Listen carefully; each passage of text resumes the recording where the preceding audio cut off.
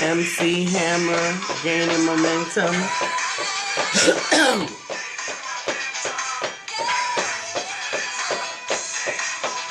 You know we can see you, right? That's all right. I'm ready to go. It's like my favorite exercise, just getting that going. Okay.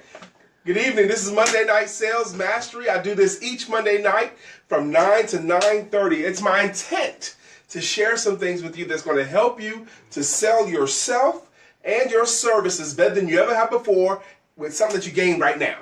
And I'll do this because I have a lot of stuff to give. I've been helping people to sell better for more than 25 years. I've read more than 700 books on how to sell, and I've written some amazing books on how to sell myself. The first book I wrote was The Shortcut.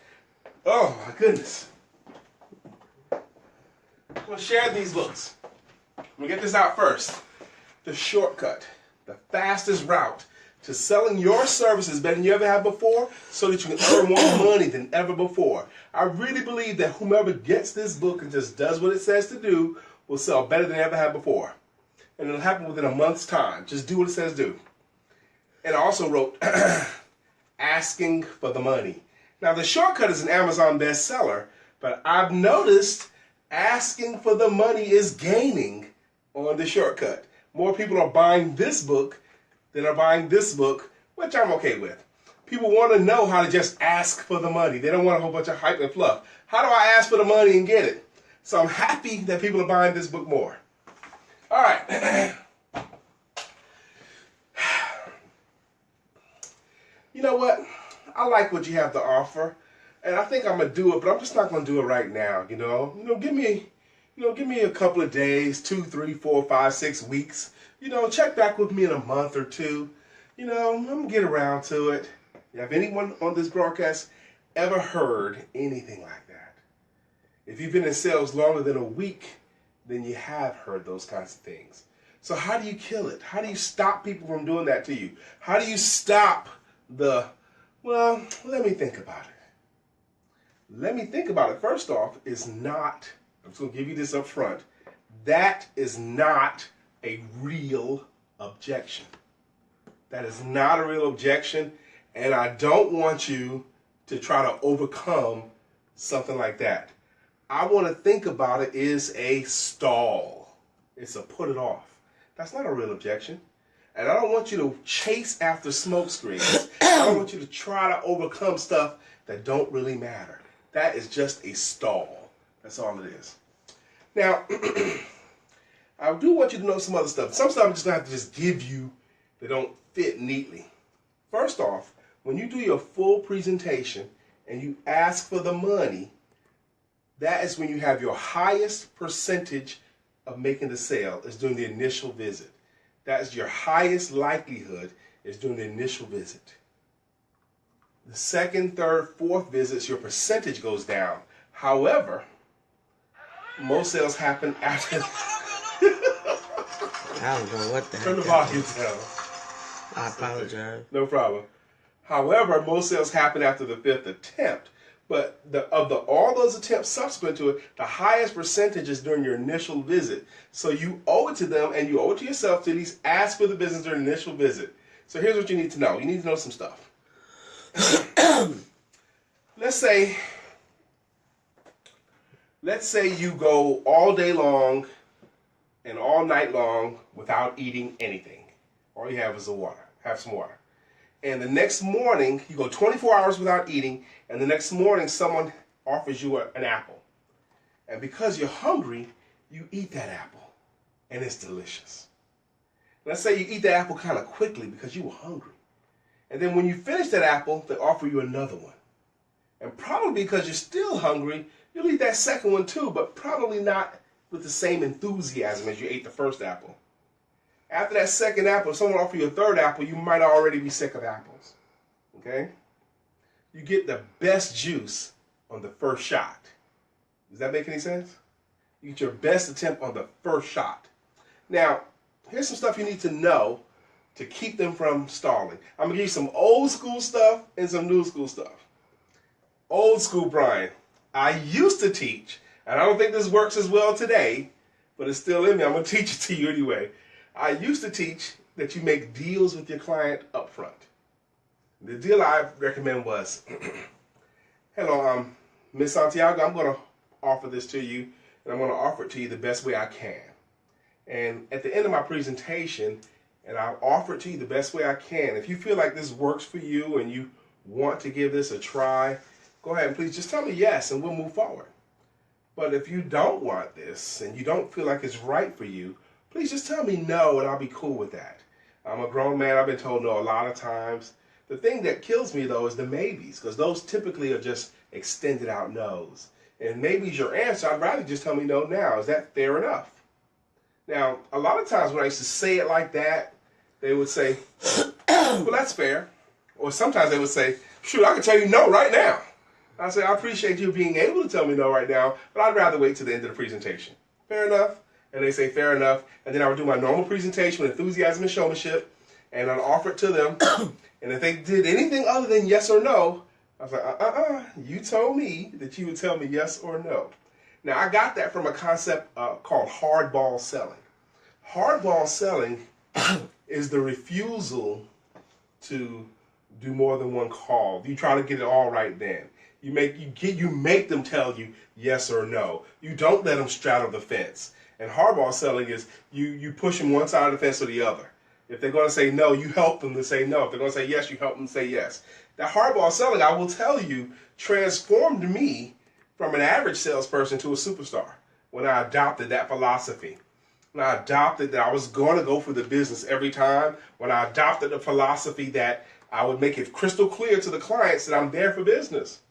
And I wasn't bashful about it at all. If they say, are you trying to just make a sale here? Are you trying to get some money? I would just emphatically say yes. Of course. I would not. That changed my life, really, when I first adopted that. Now, when that was in the 90s, though. Today, I don't think that works as well because today's buyer is more sophisticated than they were then. Today's buyer is very sophisticated. So some of that stuff won't work as well, but I do want you to have it in your arsenal to think like that. It's not a probably I want the business. Today, what I do with my clients is, I do make a deal with my clients today, but it's changed a lot. Today, I do what's called a trial coaching session because I don't let anyone become my client until this is a good fit. I explained to them early on, it's fit before fee with me. Fit before fee. We have to make sure that this is a good working relationship between you and me. Now, at the end of this presentation here, we both get to decide, and either one of us can decide, either one. If you don't feel this is a great fit for you, then no harm, no foul, we're not going to work together. If I don't believe you're a good client for me, no harm, no foul. The biggest mistakes we make when we sell our services is choosing the wrong clients. I'll tell you that. You want to choose the right fits up front. Make sure you do all you can to make sure it's a good fit. Make sure you can communicate well together, that you think you're going to enjoy working with the person. I also tell them that if I think this is a good fit, and if you agree this is a good fit, I'm going to offer it to you and you have an opportunity to work together. Fair enough? That's the deal I make today. All right. Now, urgency. Everyone that's on this broadcast tonight, they want to talk about how do we create that sense of urgency. Creating the sense of urgency is a bit of a misnomer. Sandra says hey. Stephanie says hey. Hey. Creating a sense of urgency is a little bit of a misnomer. It's a little bit misnamed. Urgency has to be an inside job. You cannot create urgency in another person. Only thing you can do is pressure them, but you can't make it urgent for them. Pressuring them, by the way. Now, all good closers are high-pressure salespeople. But if your client ever believes that you're high-pressuring them, if you ever make them believe, if they ever think that you're high-pressuring them, that means you're doing it wrong. You're doing it incorrectly. Libby Washington Greer, WYTV7 Christian broadcaster, says hello too. Hey, Sister Libby, how you doing? If the client ever thinks you're high-pressuring them, you're doing it incorrectly. You have to be able to high-pressure them without them believing that you're high-pressuring them. And the way you do that is you use what they give you and let them pressure themselves.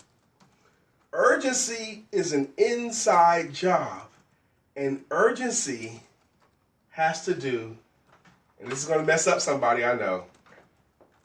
Creating a sense of urgency has a lot to do, oh gosh, I almost hate saying it. It's fear. It's fear. When people feel urgent when they fear that they may lose something. When they fear they're going to lose something, or when they fear there's going to be an adverse effect if they don't take an action.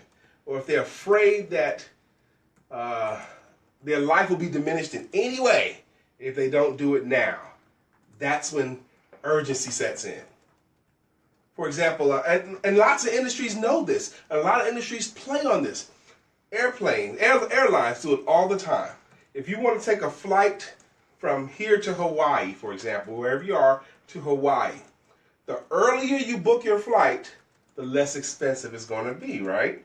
The closer to that date, the longer you wait, the more expensive that's going to be. Because the airlines try to train you to book your flight early. That's what they try to do. They try to train you to do it now, because if you don't book early, it's going to be more expensive later, right? If you're going to go to a concert, you want to hurry up and get there, especially if it's not assigned seating, because who gets there first gets the best seats, right? So if you take your time and dawdle, you're going to end up sitting where you don't want to sit. That's the urgency. Urgency very often has to do with your clients fearing losing something. Now, your job is not to help your clients to lose. Your job is to help them to win, and to win big. So you got to let them know. Now, if you decide to use my services, and just like a lot of other people, if you use my services just like a lot of other people, you gain greatly. You start to sell better. Your life is improved in another way. You feel happier. That's great. Damona says fearing a missed opportunity, and Jocelyn says that this is good stuff, and Katasha says absolutely, this is true. That's right. Now, if they believe they will gain by using your services, if you can help them to say the words, do you feel like, what would you gain? If they say, oh, no, I'm not going to buy right now, Brian. I understand that, but if you were to change your mind and you were to use my services, and you use my service for a month, what could possibly be good? Or what would you gain by it? Well, I might gain this, this, and this. Okay, exactly. That's what you would gain, and a lot more than that. But the converse is also true. If you don't use my services, that means you lose all the stuff that you said you would gain. That means you would gain all of this other stuff by using my services. So by not, Damona's on, she helps people to look their very best every day, and she helps them to do that through makeup, right? Thank you for sharing, Miss Lasco. Right? So Damona, if she helps women to not only look their best every day, she also helps to boost their self-esteem. She helps them to come across with their very best self as a direct result of using the products and services that she recommends. That's what they would gain. But the converse is true, is if they don't use her services, if they choose not to use her services, that means they lose all the stuff that they would have gained if they bought. Now, you as the professional, your job is to convey all that they gain as a result of what you have, and all that they lose as a result of not using your services. Does that make any sense? Absolutely. Libby said, we still need your help. We're growing slowly and faithfully, trusting in the Lord. And Larry Beecham is on. Good evening, champ. Double dose of you today. That's right. How blessed am I? Amen. We're blessed to have you on. Larry, not only you on my broadcast twice today, I've used your name this afternoon. I was talking with a client in Maryland, and I said, a potential client up in Maryland, she's not my client yet. I said, do you know Larry Beecham? He's up in the D.C. area. And she did know your name. She hadn't heard of you. She just hadn't met you yet. So, it's funny how this thing goes in circles. Anyway, urgency is an inside job. And urgency happens when the client can imagine a fear. They lose something as a result of not doing this. Now, here's how you activate that fear. Here's how you activate it. This is a magic formula. You activate this with questions. Questions. If you don't do this, what will you do? And wait for an answer. If you don't take an action now, what will you do? If a client says, I'm going to wait 6 months, or I'm going to wait till next year, that means that, why would you do it next year then? They say, well, Brian, I'm going to wait till June to do this. I would love that objection. Hit me with some lame objection like that. It's going to be slashed and diced. So you want to wait until June. Okay, cool. So we're in March now, so you want to wait April, May, June. You want to wait 3 months before you do this, right? Now, when June comes, you going to do it? He goes, yeah, I'm going to wait till June. Why will you do it in June? What do you mean, why will I do it in June? I mean, why would you spend any of your money at all to do this? Well, because I want your help. I want you to do this and this for me. Okay, so you think if you spent your money with me in June, you would gain all of this? Yeah, I would. So that means you're telling me now is you're willing to potentially earn less money, or you end up wasting time for 3 months. Why would you do that to yourself?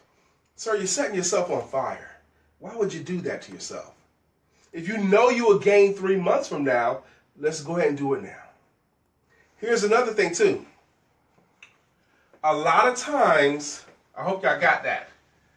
A lot of times, and this is not going to sound pretty, we create our stalls. We teach our clients during the course of our own presentations to tell us to wait. We teach them to procrastinate on us. Here's how we, and you almost train them to not buy. Here's how you do it. Go ahead. Coach Larry says, questions are the answers. That's truly the magic. True wisdom. Love it. That's true. But I'm glad he's on too. I'll talk to you when you call later. A lot of salespeople, and I know you may be an entrepreneur and may not classify yourself as sales, but when you're offering your services, that's the act that you're engaged in, selling your services, okay? A lot of times we're setting ourselves up for, well, let me think about it. Here's some ways you do it.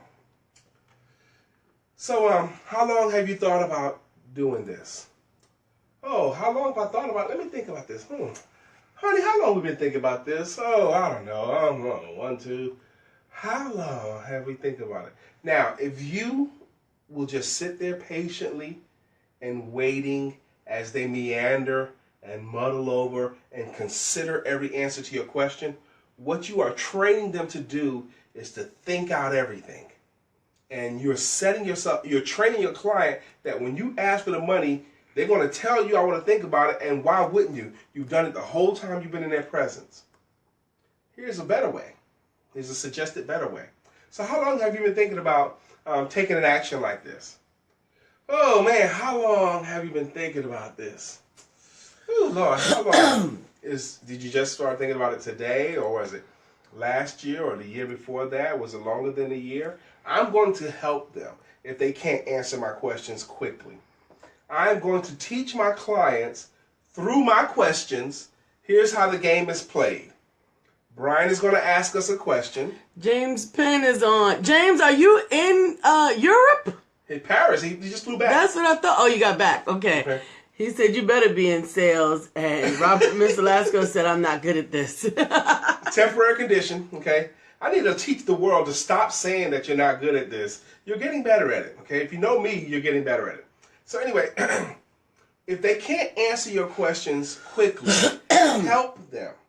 They learn this. Brian's going to ask me a question. I have to answer him. If I don't answer his question, he's going to come back with the same question. Or he's going to help me to answer. And it doesn't take long for this lesson to sink in. It just takes a few questions. And you're doing it nicely. You're doing it with a smile on your face. So would you believe, would it help your household if you did this? I'm not sure. Well, if it caused this and this to happen, would it help your household? Well, yeah, that would help my household. Well, if it caused this to happen, would it help your household? Yes, it would. What about these things here? Absolutely. So what they're learning unwittingly, the game. Yes, ma'am. Yes, James Penn is in D.C. and Bill Brown says, I'm not good at this yet. I'd rather he take off the I'm not good at this and just say I'm getting better at this. Okay, I'd rather he say I'm getting better at it. Okay, but you help them along.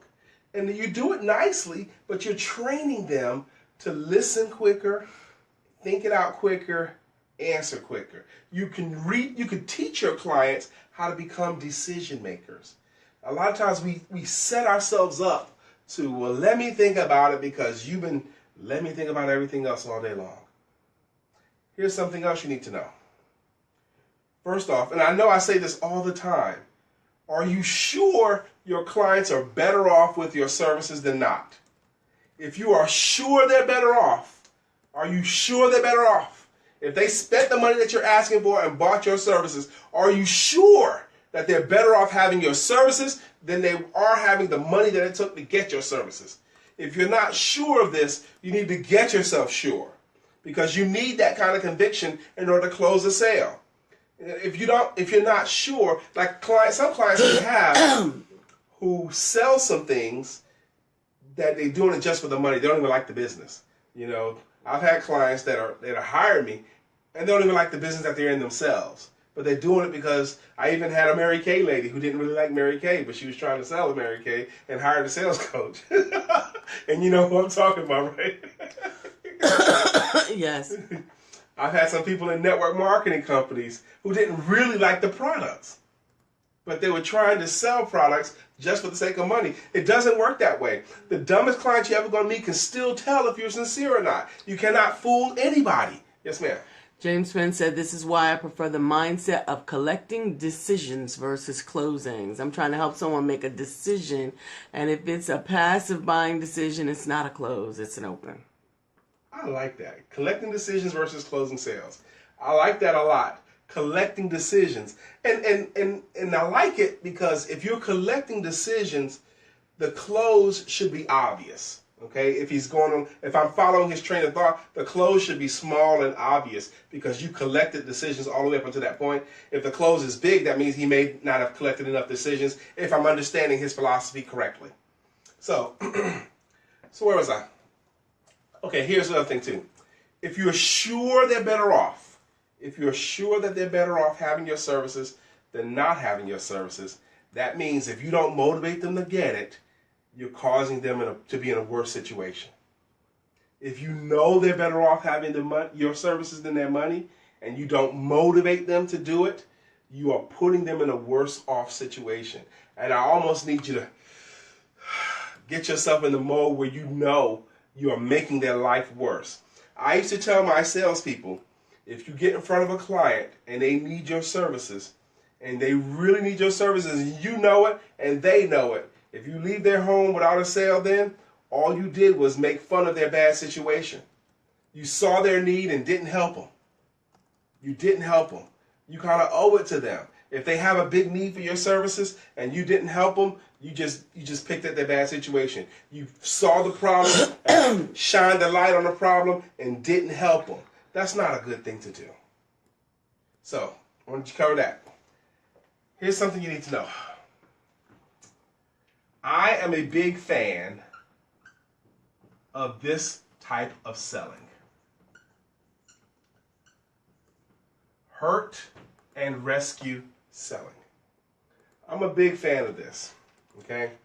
There are a lot of selling ideologies, and I teach a lot of selling ideologies.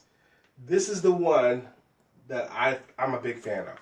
Hurt and rescue.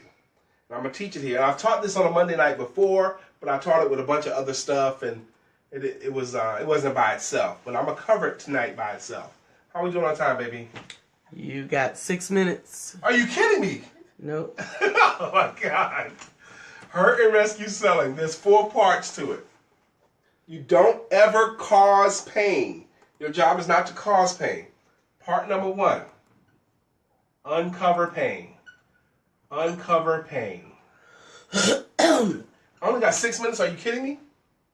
Not kidding. Uncover pain. Part number 2. Talk about the pain briefly. Talk about it briefly. Step number 3. Talk about how expensive it is to stay in that pain. And number 4 is rescue them with your services. Rescue them with your services. Uncover a pain that's already there. When you have a client, let's say, take my business, I'm a sales coach. So are your sales rocking right now? No, they're not rocking. Really? How long has it been that way? I don't know, a year or so. I used to be on top, but now I can't close the door. Okay? Uncover the pain that's already there through a couple of easy questions. Man, how long has it been like that? I don't know. If you don't do anything, is that going to change on its own? No, not likely. So because your sales aren't rocking, that means it's probably you're not earning nearly the money that you could earn, right? Right, I'm not earning the money, so it's costing you some money. Or it don't have to just be money expensive. It could be an aggravation, or it could be a time waster, or it could just be annoyance. Well, look, if you let me help you, you won't be in that situation anymore. You uncover the pain, you talk about the pain briefly, you talk about how expensive it is to stay in that pain, and then you rescue them with you and your services. How are we doing on time? You've got 4 minutes. Jesus Christ. All right, so here's what you need to know about creating a sense of urgency. Urgency is an inside job. Urgency is an inside job. You cannot make them feel urgent. But what you can do is help them to understand what the potential losses are if they don't act sooner. Excuse me. Fear is a powerful emotion. There's a thing called the fear of loss is greater than the desire for gain. Fear of loss is greater than the desire for gain. People will do more to protect $1,000 than they will to earn $1,000. Yes. And everyone in business knows that. And James Penn said, identify the pain, agitate the pain, and offer the solution. Right, and don't be afraid to talk about how expensive it is to stay in that pain. And I think that little step of how expensive it is or how aggravating it is or what you lose by staying in that situation, I think that helps to close even a little bit more. I'm not afraid of the word close myself. I like it. But fear of loss, okay? Now, you can't be corny with it either. This is the last time I'm going to offer this. That's not going to work. Yes, ma'am. No, that wasn't for you. Okay. But you can't be corny with it either. This is the last time I'm going to offer this, or this is the last one we have left. The fear, like, what do you call that? The inventory is going to be gone.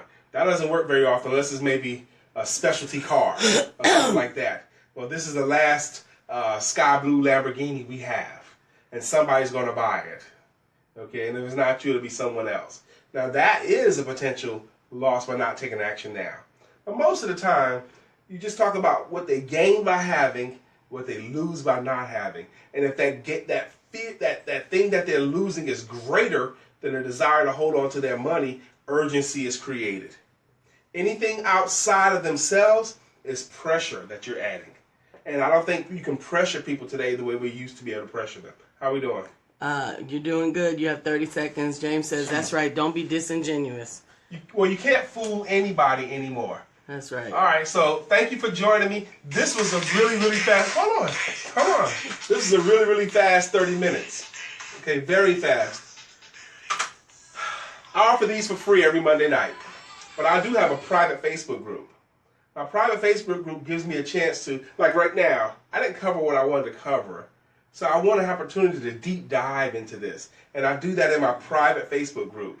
But that costs money to join that. That's a subscription. And the people that in that private Facebook group, they pay me $25 a month.